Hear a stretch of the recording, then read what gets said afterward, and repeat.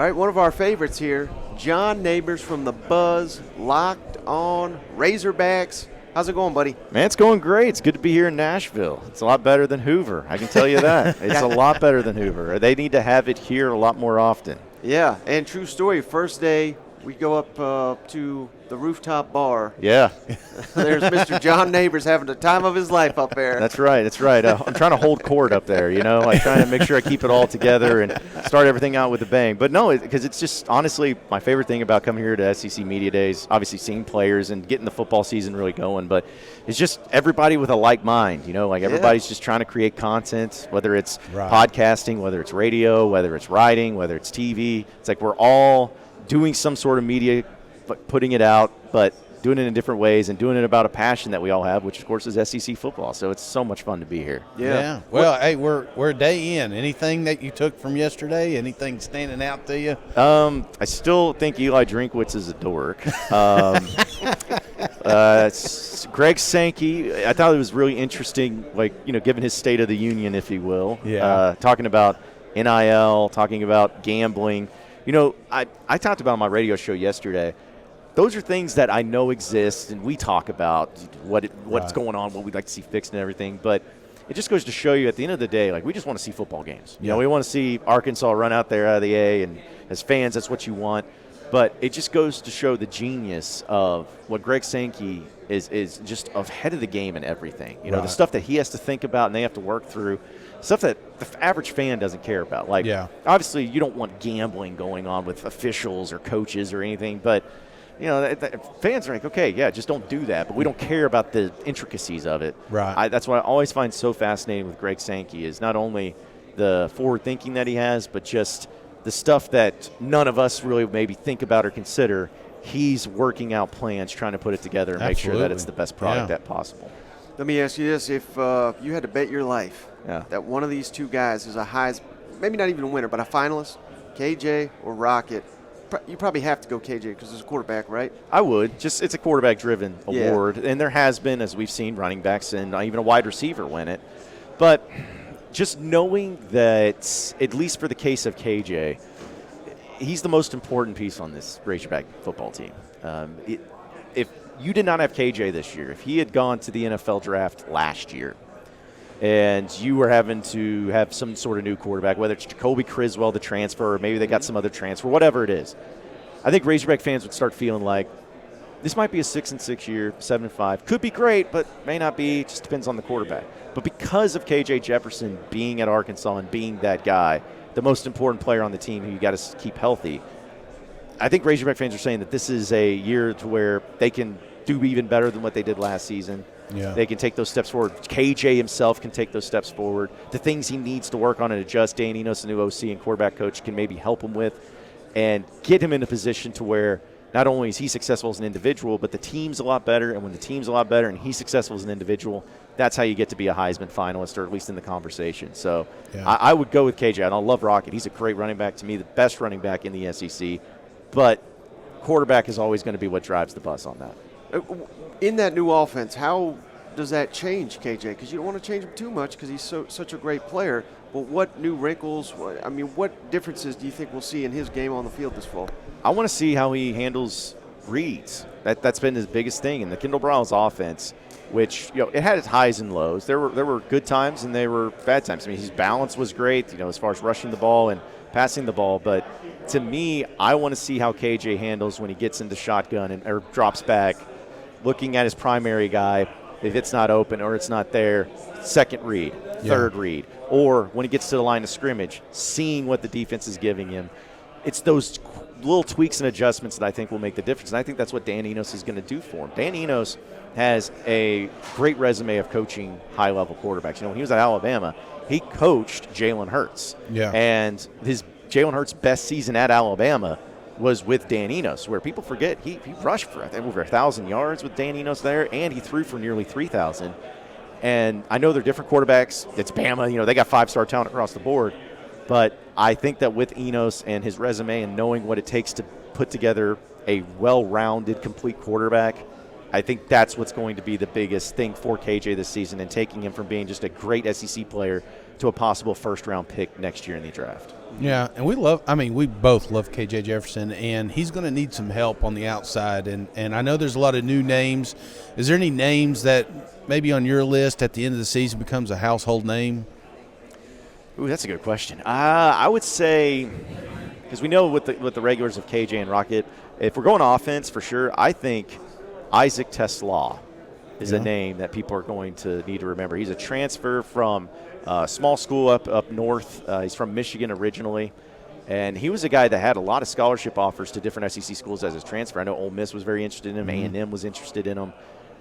But when he came aboard, people saw his name because they keep saying Tesla, but it's not. It's a Tesla because it's got 2 A's in it. But they're like, okay, they see this guy. He's a big-bodied guy, but he comes from this small school. Why would you want him? And during spring practices and even the spring game, he took a little bit of adjustment time. But I'm telling you right now, him and his ability he's just a possession guy. Throw it, if you throw it in his vicinity, he's catching it. He's a physical wide receiver. He's not going to have top-end speed, but he'll fight off defenders. Right. He runs routes incredibly. So he may not be the burner. They may not be the Traylon Burks guy or even a Matt Landers guy, but I think that he's going to be the primary target for KJ Jefferson, and he's going to be a guy that does he get to 1,000 yards? I don't know, but I think he'll be, at the end of the day, the best wide receiver that Arkansas has had. And if KJ has a big year, which I think everybody thinks he will, it's going to be a lot because he's throwing it to Isaac Tesla. Okay. Well, I think it's only natural. We all look at the offense, and you do that because you got KJ, because you got Rocket, and Arkansas fans are so familiar with Dan Enos. But I think the one a lot of people are overlooking is Travis Williams, the new defensive coordinator. And I love Barry Odom. I think some of the biggest wins of the Sam Pittman era are due to Barry Odom and the scheme. But as all Razorbacks have said, the defense can't get much worse than it was last year. What kind of impact are you looking for from Travis Williams? Well, I love Barry Odom too. But the problem last season with the defensive secondary that gave up 1,800 yards a game or whatever it was, it's what it seemed like.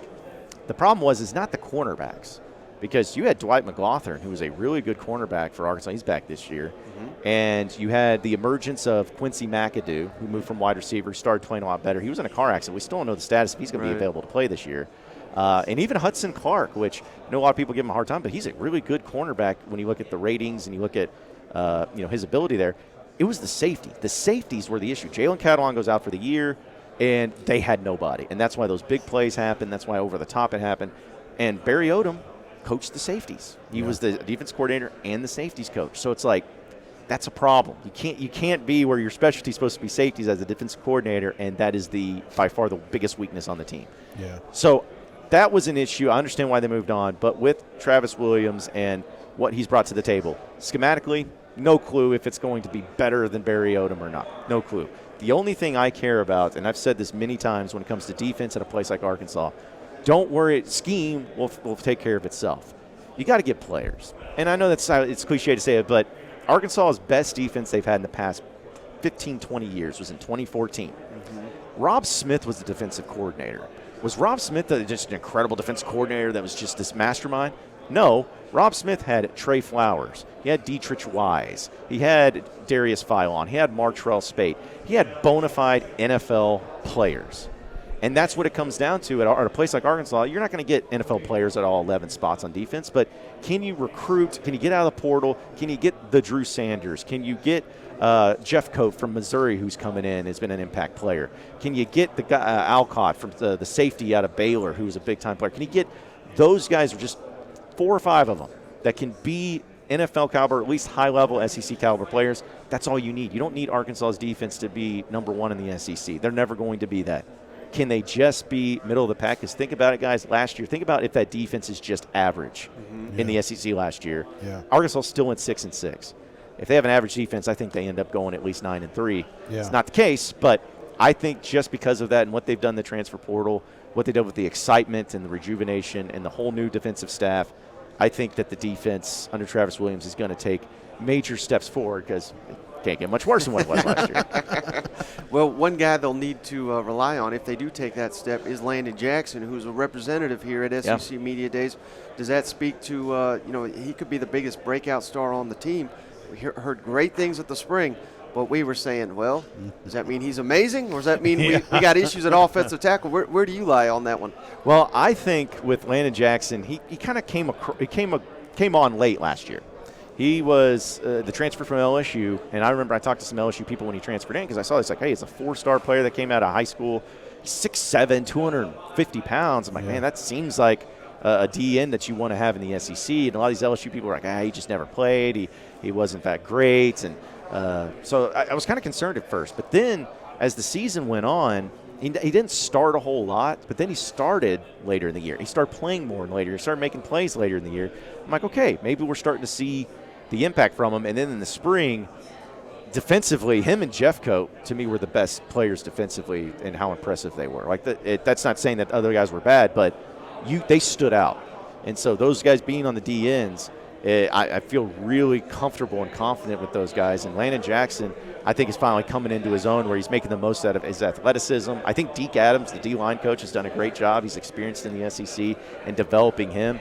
And as we all know, to win in the SEC, you got to have great trench play. Yeah. And those DNs, if those guys stay healthy and those guys are as good as what people are hoping, you could see another year where Arkansas may not lead the SEC in sacks, but could be up there in the mix and could cause some havoc for some quarterbacks. Hey, we just did a segment, win, loss, and toss. We talked about this off air, but I'm kind of curious in your mind when you're looking at Arkansas' schedule, is there any that maybe as an outsider they've penciled in a victory against the Razorbacks, but you're like, hey, let's hold off. There may be something here. Well, I think that happens, especially with Arkansas, a lot, just because they've not had a whole lot of success the past decade, and a lot of people view it as it should be a win. But I brought this up too, and I'll answer your question. But Sam Pittman has won 3 SEC games all 3 years he's been here. He won 3 in 2020, 4 in 2021, and 3 last year. Now that may not seem like something super impressive, but from 2012 to 2019, Arkansas averaged 1.5 wins in the SEC per season. Yeah. So he has doubled that, and he's done it in 3 years, and he did it after taking over a program from Chad Morris. Like, he has elevated Arkansas's competitiveness, Right. And last year, 7 points away from having 9 wins. Yeah. He's getting there, and they're being competitive. And so I think that a lot of times Arkansas, even last season in some of these close games, like I think LSU is a great example. I think LSU overlooked Arkansas, and that's why that game was even close. KJ didn't even play. You had Malik Hornsby, and that game was 13-10 final.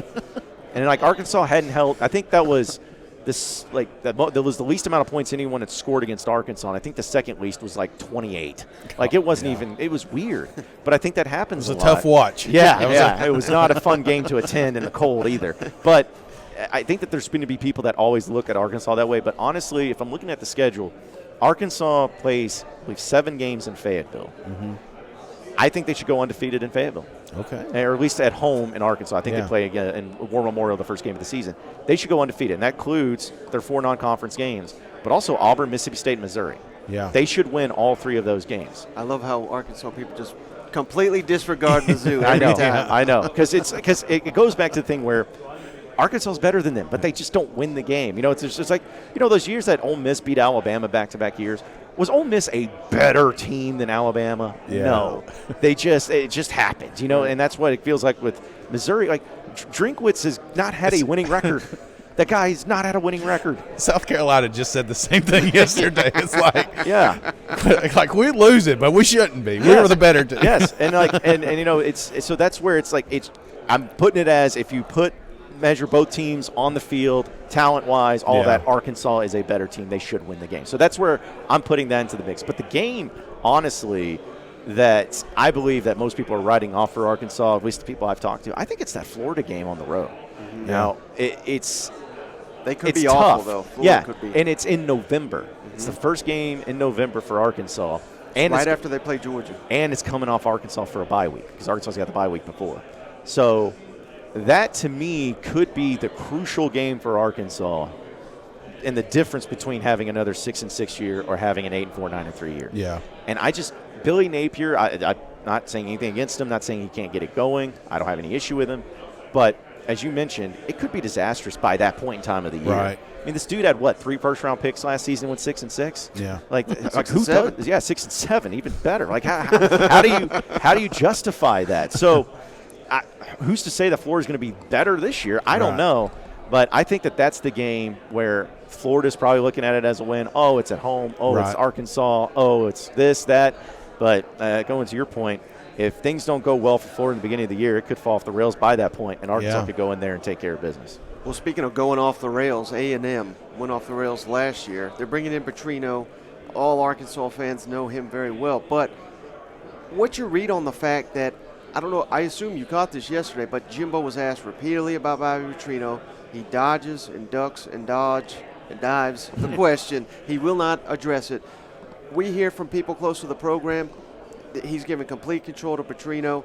The practices are being run different, yet his fucking ego will not allow him to say that. Yeah. I mean, I'm just saying, I'm high on A&M. I think they It should be really frustrates me. good. But the fact that he can't even do that, I think he could snap or something. I think, especially if they lose to like Miami right out the and gate. too, when you're seeing other coaches do it. We talked Right. about Drink. He comes out and he says, the offense basically sucked and it was my fault. So Right. we brought in a coordinator and that's going to be his job. Why aren't we not seeing that with Texas A&M? Well, I'll say this, and I don't know if you guys remember it. Maybe you do. This reminds me of when Arkansas had Houston Nutt as their head coach. And Houston Nutt, still to this day, I despise him. But he's the only coach in Razorback history to have back-to-back losing seasons and keep his job.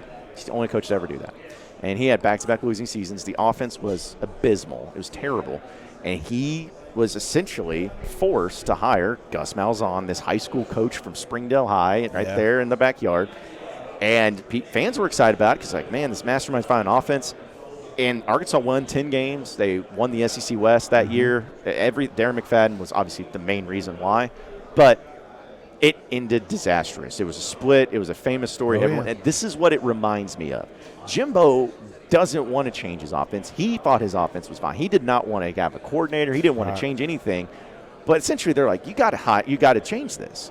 And Petrino is, without a doubt, and again, my opinion, the greatest offensive mind to ever coach in the SEC. Yeah. At least here in the modern era. Because, like, he showed that he could win at a high level with Ryan Mallett, who's 6'7", 240 pounds, and runs like a 5'3". Yeah. And at Louisville, he showed that he could win with Lamar Jackson, who was a Heisman Trophy winner, who was complete polar opposite of a quarterback that what Mallett was. Dude knows how to make offenses work, no matter who is his personnel. And so I think that when Jimbo was forced to hire Petrino, or at least that's how it's viewed, it's going to take a hit to his ego, just like it took a hit to Houston Nutt's ego, where people are going to start saying, a great offensive game, oh, my goodness, look at Petrino's offense, look how great it is, and Jimbo's going to get mad. He's like, oh, well, I'm still the head coach, though. I get the credit for it. Or if the games go badly or, whatever, it's going to be, well, we need Petrino as our head coach because, I think it's a lose-lose for Jimbo. Yeah. And I think Jimbo just talks too fast in order to not say certain things in a certain way. Yeah. And I think that's what happened yesterday. But you can tell from Jimbo, he doesn't want this. He's tired of talking about it. He knows he's going to have to talk about it forever. And it's one of two things. If it works out and it clicks for A&M, I think they may be a serious contender in the SEC West with Petrino. I hate to say it, but they got the talent. They got it all. Does Petrino get the credit? Or does he Jimbo? Will. No, but he will. Yeah. Petrino will get the credit. Just like in that year that Arkansas won 10 games with Malzahn got the credit. Because they're like, Nutt went 5-6 and 4-7, and suddenly 10 wins. What was the difference? Gus Malzahn. That's right. So it's like Brady and LSU, It's like it's a lose-lose no matter what. And again, if it works out, they could have a great year, but it's not long-term. Yeah. I think this is a one-year shot at it. It's going to either Jimbo's going to get fired and they just elevate Petrino, or Petrino's going to go somewhere else. Right. It's a one-year deal, but if it works, it'll be amazing. But if not, it will be disastrous, and it'll be over before the season even gets started. Yeah. Last thing I got for you, John, is there one game you're looking forward to the most this year? And not even necessarily a matchup or anything like that, but I'm specifically talking like if we were going to go to an Arkansas game, you got it circled. Maybe you hope it's going to be a night game. The atmosphere is going to be intense. Arkansas does not get enough night games. We all know that. So which one do you think most likely for fan experience alone? Well, the home schedule sucks this year for Arkansas. Like it does. You get 3 home games in Fayetteville, and it's Auburn, Mississippi State, and Missouri. I mean, it's not really moving the needle. Like odds are that none of those teams will even be ranked in the top 25 by that point. Your non-conference is your big one's BYU. And that's a night game, and that's at 6:30, I guess, so that's cool. So so there's no real home game for Arkansas that it's just like that matchup. But I still think that the game that will be a huge determining factor for both of these teams, and it's a team we just talked about, will be Arkansas, Texas A&M. I hate that game. It's dumb. There's dumb things that happen all the time, whether it's like last year, diving from the 6-yard line, and then it gets returned for a touchdown when Arkansas would have gone up 21-0. Or, Brett Bielema saying, hey, let's kick to Christian Kirk. That'll be fine.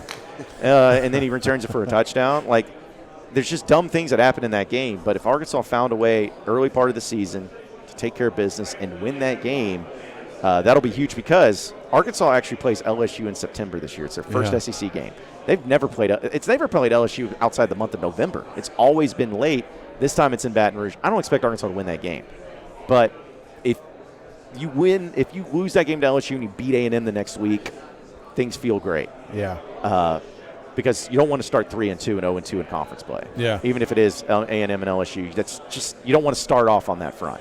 So to me, it's about that A&M game. I think, and if A&M loses, that could be what sets the things off for Jimbo and finally to get separated or to get moving. But I think that's the biggest game for both of these teams to decide who's going to have a good season or at least a better season and who's going to be in some trouble as the year goes on. Yeah, and I heard someone describe it perfectly yesterday. Arkansas A&M is a 50-50 game that somehow A&M wins 90% of the time. At some point, that has to flip. Yeah, it's like if you flip a coin 10 times. Well, it's 50-50, but that's tails 9 out of 10 times. Right. Yeah. It's like, like it's just but this is my other point too.